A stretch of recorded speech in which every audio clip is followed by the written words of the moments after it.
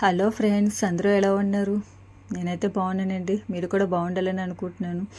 చాలా రోజులు బట్టి వీడియోస్ అనేది పోస్ట్ చేయట్లేదండి. కొంచెం శ్రావణ మాసం కదండి, మనకి ఈ హడావుల్లో ఉండడం వల్ల, కొంచెం పని అది ఉండడం వల్ల నేను వీడియోస్ అనేది పోస్ట్ చేయలేకపోతున్నాను. ఇక్కడ నుంచి మీకు డైలీ వన్ వీడియో అయినా సరే అప్లోడ్ చేయడానికి నేను మ్యాక్స్ ట్రై చేస్తానండి.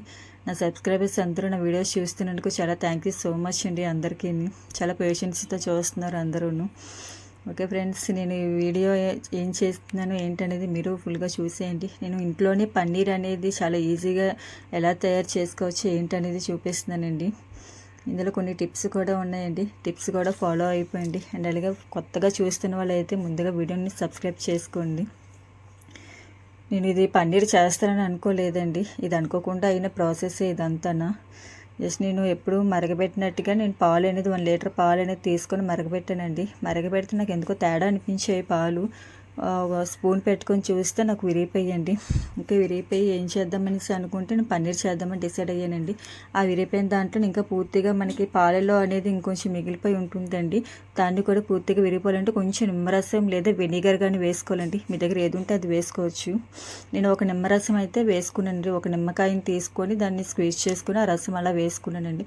చూడండి ఎంత బాగా విరిగిపోయా పాలు అనేది మనకి ముక్కలుగా సెపరేట్ అయిపోయి వాటర్ అంతా సెపరేట్ అయిపోయింది. మనకి బిఫోర్కి ఇప్పటికీ చూడడానికి మీకు తేడా తెలుస్తుంది.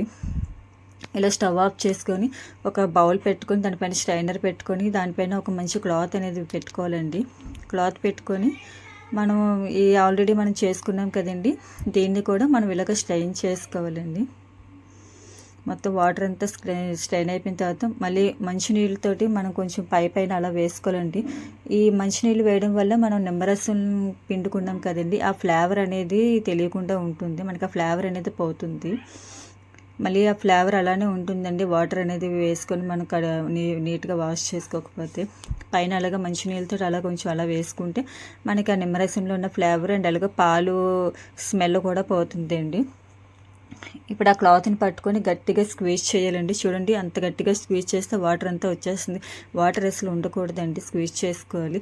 స్క్వీజ్ చేసుకున్న తర్వాత మనం ఇలాగ ఆ మూటని ఇలాగ స్ప్రెడ్ చేసుకొని ఇలా పైన ఏదైనా బరువు అనేది పెట్టేసుకోవాలండి. ఈ షేప్లోని బరువు పెట్టుకొని నేను ఇది నైట్ చేశానండి. నైట్ అంతా అలానే పెట్టేసి బయట ఉంచేసానండి. మార్నింగ్ నేను మీకు చూపిస్తున్నాను కట్ చేసి. చూడండి ఎంత పర్ఫెక్ట్గా వచ్చిందో పన్నీర్ అనేది. నేను కూడా అసలు ఎక్స్పెక్ట్ చేయలేదండి ఎంత పర్ఫెక్ట్గా వస్తుందని చెప్పేసి. చాలా పర్ఫెక్ట్గా వచ్చింది.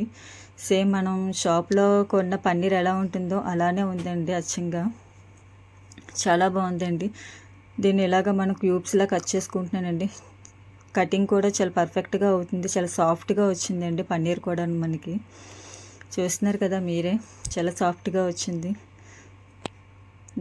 ఈ పన్నీర్తో మనం చాలా రెసిపీస్ అనేది తయారు చేసుకోవచ్చండి. పన్నీర్లో మనకి ప్రోటీన్ అనేది ఎక్కువగా ఉంటుంది కాబట్టి పిల్లలకి కూడా చాలా మంచి రెసిపీస్ చేసి పెట్టవచ్చండి. పిల్లలకి హెల్త్ అది బాగుంటుంది. పన్నీర్ రెసిపీస్ ఇప్పటి నుంచి అలవాటు చేస్తే వాళ్ళు కూడా హ్యాపీగా తింటారండి. నేను దీన్ని ఒక బాక్స్లోని వేసుకొని స్టోర్ చేసుకుంటున్నానండి. ఇది మనకి 1 వీక్ వరకు స్టోరేజ్ ఉంటుందండి. నేను ఒక బాక్స్లో తీసుకొని దీన్ని డీప్ ఫ్రిడ్జ్లో పెట్టుకుంటే మనం 1 వీక్ వరకు స్టోరేజ్ చేసుకోవచ్చు. మనం ఎప్పుడు కావాలంటే అప్పుడు మనం ఒక 10 మినిట్స్ ముందు బయట పెట్టుకుంటే మనకి నార్మల్ పన్నీర్లోనే వచ్చేస్తుందండి. సో మనం రెసిపీస్ అనేది చేసుకోవచ్చు. సో మీకు ఈ వీడియో ఎలా నచ్చిందో ఏంటనేది నాకు చెప్పండి.